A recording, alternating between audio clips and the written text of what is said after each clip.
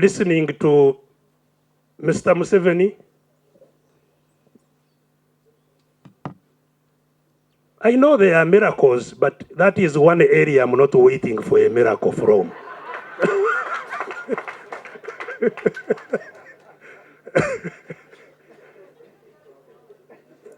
Because as I told you right from the beginning, if there is anybody whom I understand reasonably well, it is Mr. Museveni, because I was his doctor. I was his minister. I was his national political commissar. So I know him a bit. Not unlike these people who just come running because he has something in his hands and they say we know Museveni. No.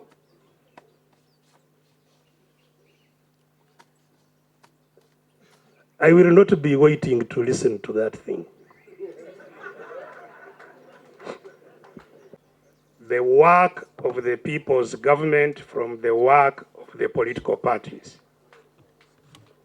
The people's government is a struggle government.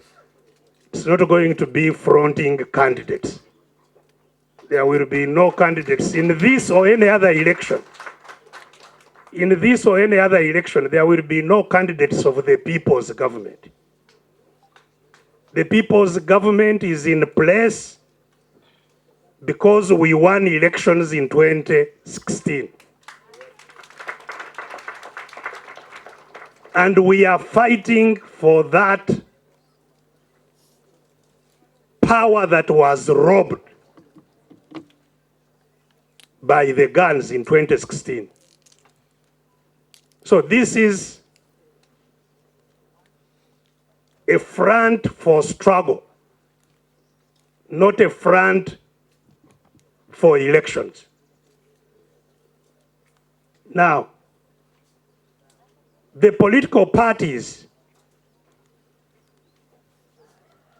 make their decisions within their political parties.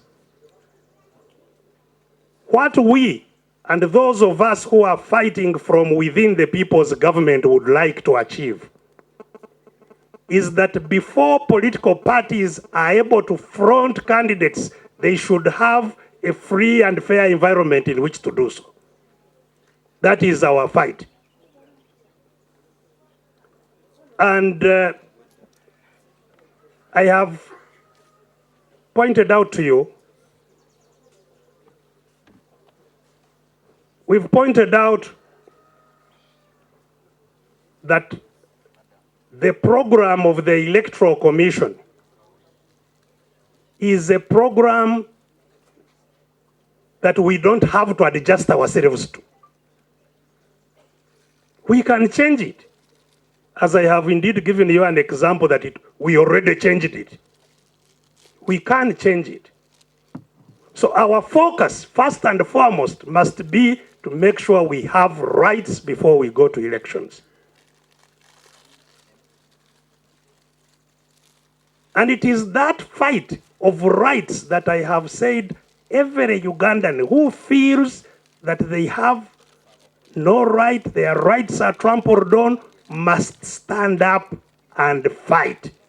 Every Ugandan must stand up and fight.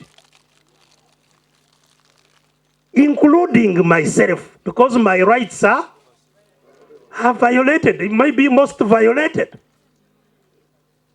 I have been violated maybe most than many other freedom-seeking people. What I objected to is to those people who say, now you should not struggle. You sit down, let others struggle. Nobody will struggle on my behalf. I have to join all the others and we struggle together. Duty. I have told you, it's a duty. I cannot abandon my duty. It's the duty of every Ugandan to fight, to struggle, to make sure that our constitution is respected, to make sure that our rights are respected.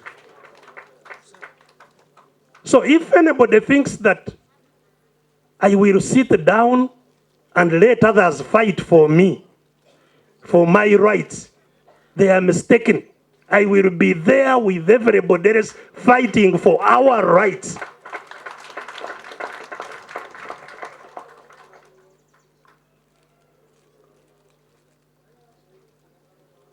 Those who were twisting that statement I made in Nambole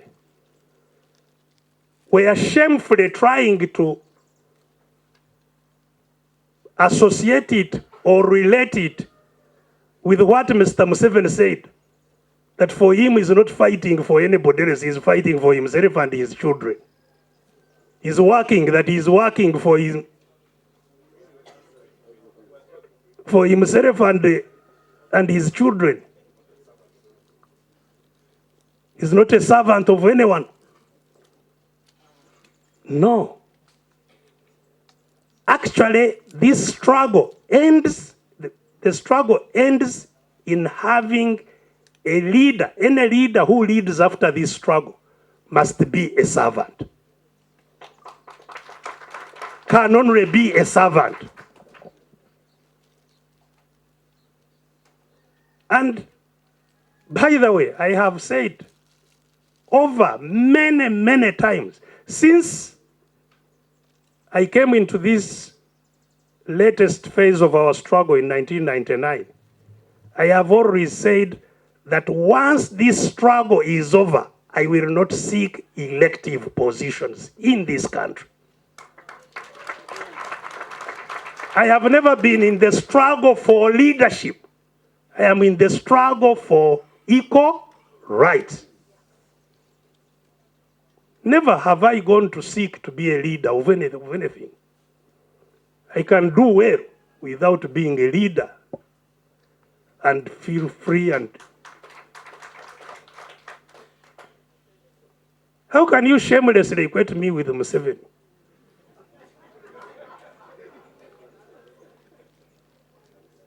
Since NRM began, he's the head of it up to now. And will never leave until, as long as NRM is still there. I served a few years as a leader of FDC. We have a gallant leader of FDC here now. He's not the first one after me. There was General Muntu, there is him, and there will be others. We are not in the same league. We are not fighting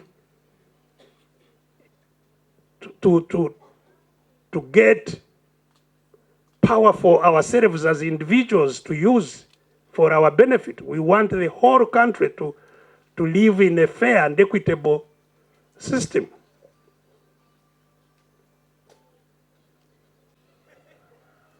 Turn to our method of struggle. Our method of struggle has been very clear. We use non-violent means. We are not going to take up guns to fight the police. And it's not only guns that have power. You have seen the police sleep outside my house here, in the rain, in the sun, sleeping here. It's not because I had a gun, but it's because I have power against them.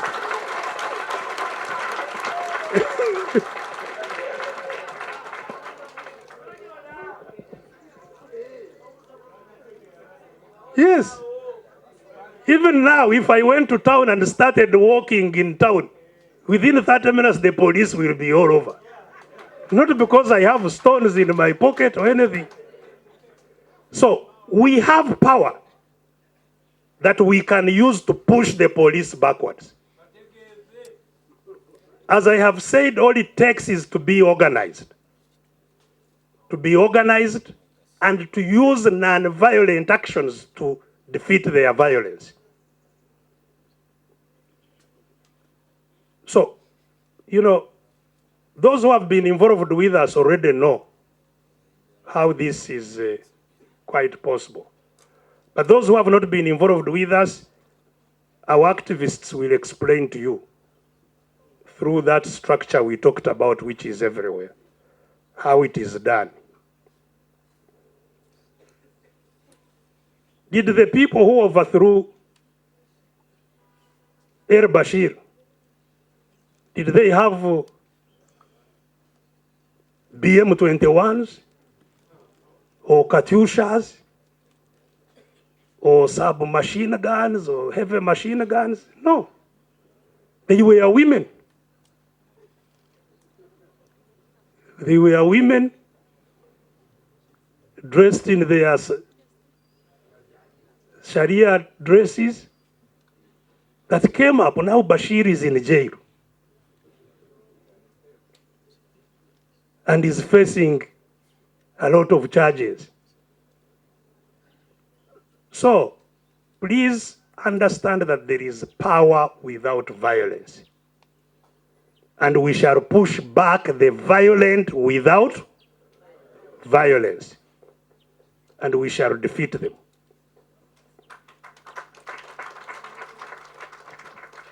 The guns which were taken to Makerere University, did any student have guns? No. But I don't know how many nights they spent there with guns and brutalizing and, because they know students have power. It was unfortunate that only Makerere students were being brutalized while other students kept quiet. Again, because they were not linked up. If they were linked up, students can liberate this country alone, without even any other person. Students alone can liberate this country. These borders alone, without anybody else coming, borders can liberate this country. And that's why they were infiltrating them with the Kitatas and so on. Because they are many and powerful. And by the way, the police and the military are waiting for a change also.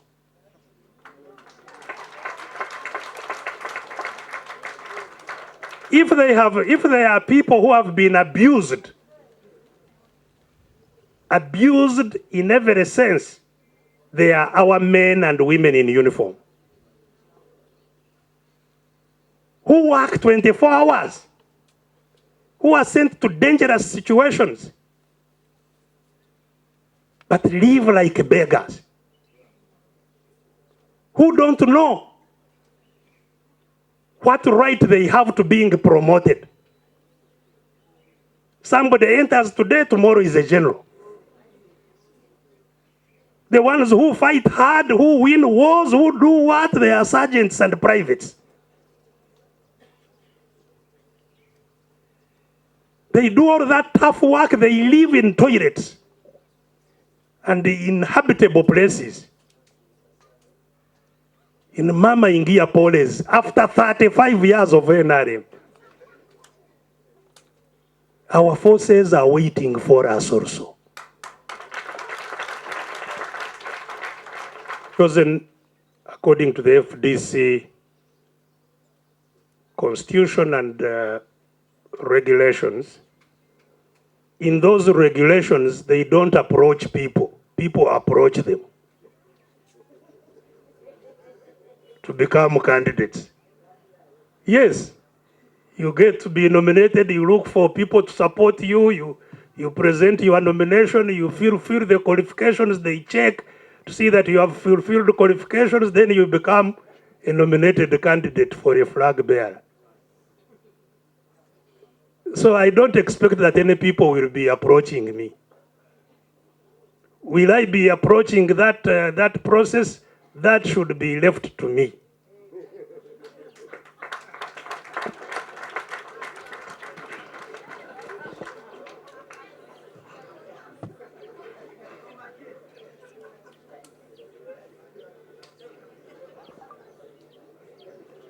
I have, however, told you my own trajectory.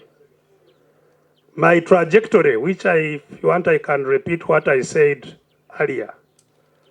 My trajectory is that we shall not get rights and therefore a free and fair election without fighting for it. I will fight for those rights until we get them or until I am dead. I will fight for those rights.